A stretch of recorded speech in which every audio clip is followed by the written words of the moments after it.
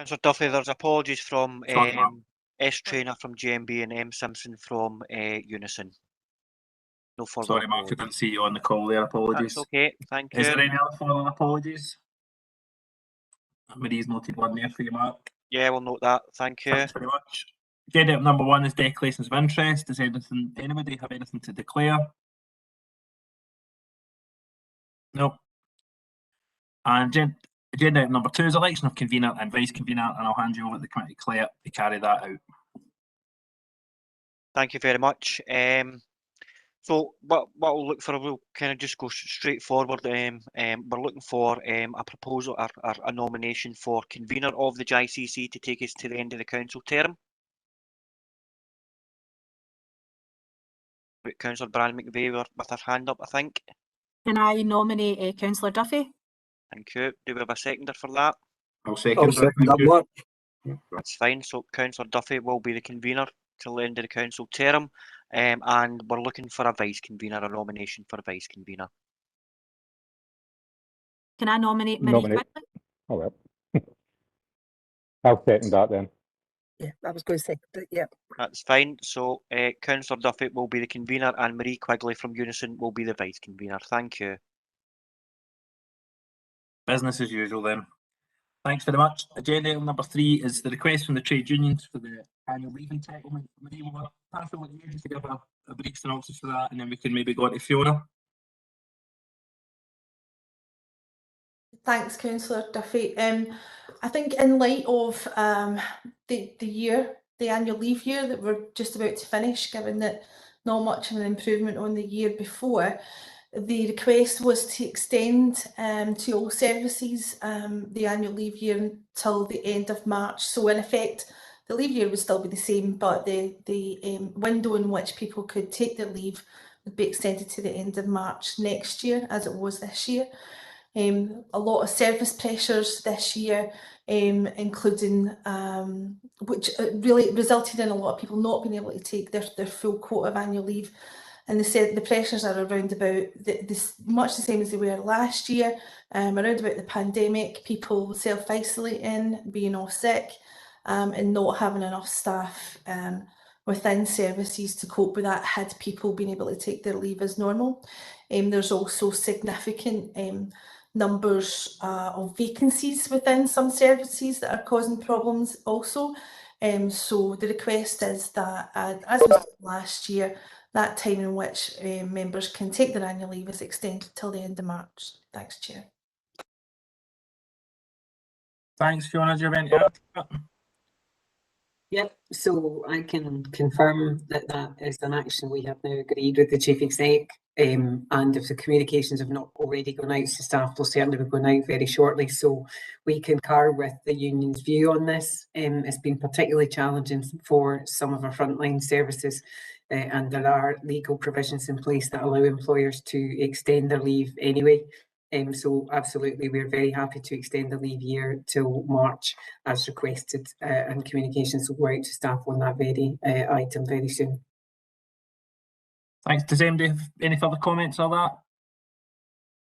No. Thanks very much, Marie. Fiona.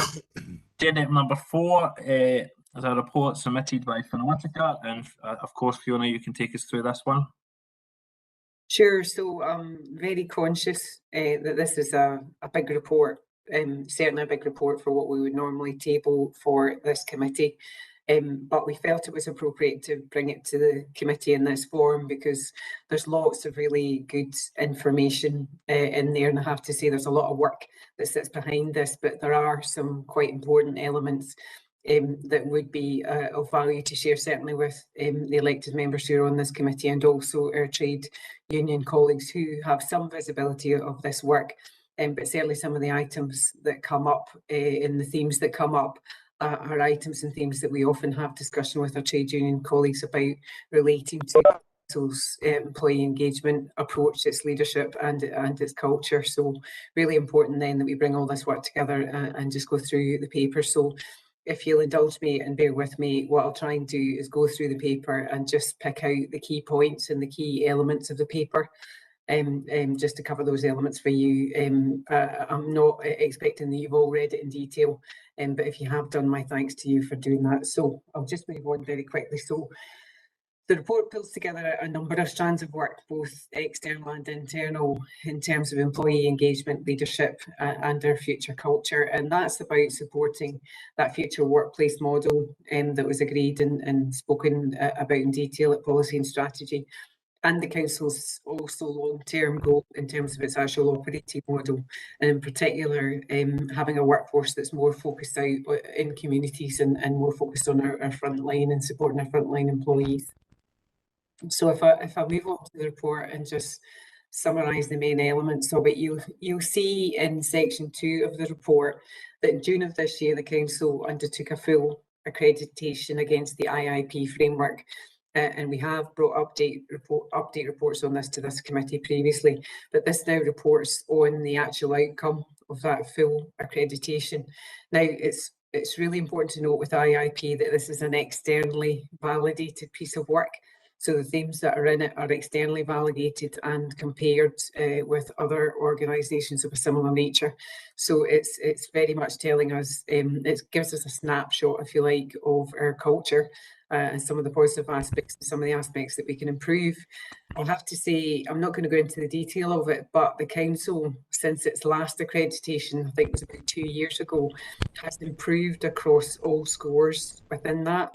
And in particular, in certain areas, you'll see in the detail, we've made some great strides and there's been significant improvement. So although it's not referred to here, those of you who've got familiarity with the old way of that accreditation or describing that accreditation would understand that we are now, as a whole council, sitting at what we would say is IIP Silver. That's a huge it's a huge achievement for the council to be sitting at IIP Silver, and in some areas we're actually now touching gold. So that is a definite and an externally validated improvement for the council across a number of areas. So it's just worthy of note to call that out for you. What I do want to talk about is the information that's also then set out in Table 1. You'll see our recognised strengths, but I also want to pick up on some of the points that are in that IIP recommended areas for improvement. Now, one of those areas that will be familiar to my trade union colleagues is there's a focus on us continuing to improve the experience of frontline staff. And a lot of that is about how we engage those frontline staff, but also equally how we support and develop the managers who interact more regularly with those staff. So you'll see staff, information there about building middle leaders' confidence, and also continuing to help leaders improve the experience of frontline staff. You'll also see sort of 2 boxes down from that about a recommendation about finding ways of engaging staff working out in the community more. We have done a lot more of that recently in terms of staff surveys out to those groups. Now, they're technically hard to reach, is the way that we would say it, but that doesn't mean to say that we shouldn't work harder to involve them in things like focus groups, and even if we need to get paper surveys out. It's really important that we find ways of engaging that frontline group, because they are such a significant piece of our workforce. What you'll see is that has then carried through to what was discussed at policy and strategy last week around the future workplace model and a need for us to build a future workplace, not just for staff who are office based, but for all of our staff. So the themes that came out from that, and indeed my unison colleagues on the call will concur that theme also came out within the 1 year of COVID survey that was undertaken. So it's just to reassure both elected members and trade union colleagues that we have taken that on board, that feedback, and it will very much form part of our focus as we go forward in terms of engaging all staff. One of the other pieces then I want to pick up on was that it was a recommendation of the previous IIP survey, and indeed this one, that we work to develop a set of guiding behaviours which would be aligned to our ambition and the plan for North Lanarkshire. And we could have approached that very much top down, which is, I think, a way that perhaps it's been done in the past in the council, but we chose for a number of reasons to actually undertake quite a broad piece of work with input from staff at all levels around what those behaviours should be, and also making the behaviours accessible and relatable to staff at all levels. So if you look at image 1, which is section 2.9, you'll now see the outputs of that work. So the behaviours that are set out here are behaviours that have been basically discussed and agreed with our staff. In terms of the number of those behaviours, the actual behaviours themselves, and the supporting narrative that goes with them. So I won't go into the detail of the actual process itself, but you'll see in image 2 the range of staff who were actually involved in this work. And again, image 3 will show you that they themselves, as a staff grouping, felt that it was really important that we have that guiding set of behaviours that we will all be asked to adhere to going forward, in terms of building the right culture, a supportive culture and an engaging culture across the council. What I then want to move on to is our leadership capability. I don't intend to go into this in any detail, but hopefully you'll be pleased to see that we continue to build all our provision for developing our leaders at all levels. I think there remains an opportunity for us to roll that down at 2 lower levels. And you'll see some of the leadership programmes and some of the numbers of staff that have been involved in those programmes. And we've continued to offer those programmes throughout the pandemic, despite the challenges of not being able to get staff together on a face-to-face basis. Moving on then, conscious of time, one area I do want to talk about is the graduate apprenticeships scheme. So we've now been doing graduate apprentices for a period of 4 years, and although we started small, it has become a very, very successful and a very critical part of our offering. We certainly have set out our stall in terms of offering our own staff opportunity for progression, and I would say that the graduate apprentice scheme has become a material part of that work. You'll now see that we've got 53 individuals enrolled in our graduate apprentice scheme across four cohorts. Now, some of those individuals were previously employees that are now seeking to take advantage of the scheme to advance their qualifications and their career opportunities. But equally, there are a number of people in there that we've taken on into those roles, so effectively recruiting them into a role which then supports them over a period of 4 years to get a degree qualification. So I just wanted to highlight the real success of that programme. It is a programme that allows us to draw down on our levy funding to pay for that qualification, so it comes at absolutely no cost to the council, apart from the cost of that person's salary while they're doing their job. You'll note also in image 13 the range of staff grades in terms of people that are actually doing those graduate apprenticeships. So it is absolutely not limited to higher level staff. We've got staff at all levels now undertaking graduate apprenticeships and seeking to improve their career prospects over time. Okay, finally, you'll be glad to know, I just wanted to highlight in section 2.21 the supporting attendance programme that we agreed we'd put in place to support the rollout of our new managing attendance policy and approach in terms of managing our absence levels. And you'll just see there a bit of detail about the attendance on that programme, and that is a programme that we will continue to support and roll out in the coming years. So I'm going to stop there, Convener, because I've covered a fair bit, but I'm more than happy to take any questions. Thanks, Fiona, and thanks for that comprehensive update. Does anybody have any comments or questions for Fiona on that?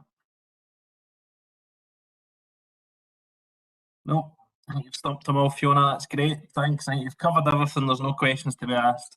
So if we can agree to the recommendations on, oh, sorry, Councillor Barclay, just in the last second there. I know, I'm sorry, I lost my mouse. We won't even go there. Sorry, Convener. No, it was just to say what an absolute excellent report, and how important investors and people are getting that accreditation is. In my previous current thing, I was part of a team where in HMRC we went for the first accreditation and re-accreditation. So I also know the amount of work that it involves from management and staff that are participating in it. There's an awful lot of work, but the benefits that come out the other end, because you learn a lot about yourself as an organisation and as management and as people. And I think it is an important thing. It's worth the work to go through because it can highlight issues that maybe you weren't aware, and maybe things can be looked at. So sorry for that, I'm a bit late to the table there, but just to say thank you very much for the work that's been done on it. No, thanks, Councillor Bartley, for that insight. So, colleagues, if we can agree to the recommendations on page 6. Thank you. Last but not least is our ever-present health and safety update, and Fiona Duddy's going to update us on this. Thank you. Good afternoon, everyone. So the team have been working to support services as we started to return some of our activities closer to a pre-COVID position. This is not without key mitigating measures being implemented and is very much a cautious and monitored approach. Risk assessments are being reviewed and updated, the trade unions are being consulted on their content, and employees being briefed on any changes. You will appreciate that this was the position prior to the arrival of the new Omicron variant, and we are of course monitoring the situation very closely and will take any action where required. And as we have throughout the pandemic, we will follow any Scottish Government guidance and anything from public health as well that needs us to action. Our own team have been able to get back up to full capacity on some of our normal work, such as auditing, premise inspections, etc., and a programme of work is underway. We also continue to undertake COVID spot checks of properties and the mitigating measures to protect employees, just to ensure there's no complacency setting in, and again, particularly in light of the new variant. Our ongoing work also includes shadowing within the team on what was North Lanarkshire Leisure properties, as we continue to transition the safety side of North Lanarkshire Leisure into North Lanarkshire Council processes and procedures. We have a senior safety and wellbeing advisor who is aligned to the service as we work to gain this oversight of existing safety management and safety culture. This is so we can ensure legal compliance and address any gaps. So until we have some clear assurance around the safety management, I've increased the corporate risk register just to reflect the current position, and I'll go back and review that at a future point once we're a bit further down the line. We continue to advise and support all the services, most recently the CO2 monitoring exercise within education, also the recent creation of the hubs. In advance of COP26 and following a discussion at CMT, it was agreed that it would be an appropriate time to issue out some communication to all council employees around security using Prevent, which is part of the UK government's wider counter-terrorism strategy. So an all users email was issued advising that a new e-learning module had been added as mandatory, with the aim to help staff identify signs of radicalisation and understand how and when to report concerns appropriately. We're also doing some work around this on how we target the frontline staff. Obviously, they don't get these all users emails, but we want them to have the same level of information. So we're doing some work around that just now. And finally, with COVID having had a big impact on our incident statistics and reducing the ability to do year-on-year comparisons for the past couple of years, the safety team will produce a year-end report showing the statistics for the year and the plans for moving forward. I'm happy to take any questions. Thanks, Fiona. Does anybody have any comments or questions for Fiona on item 5? Nope. Nope. Excellent. Well, everybody, thanks very much for coming along, and I hope you have a lovely afternoon.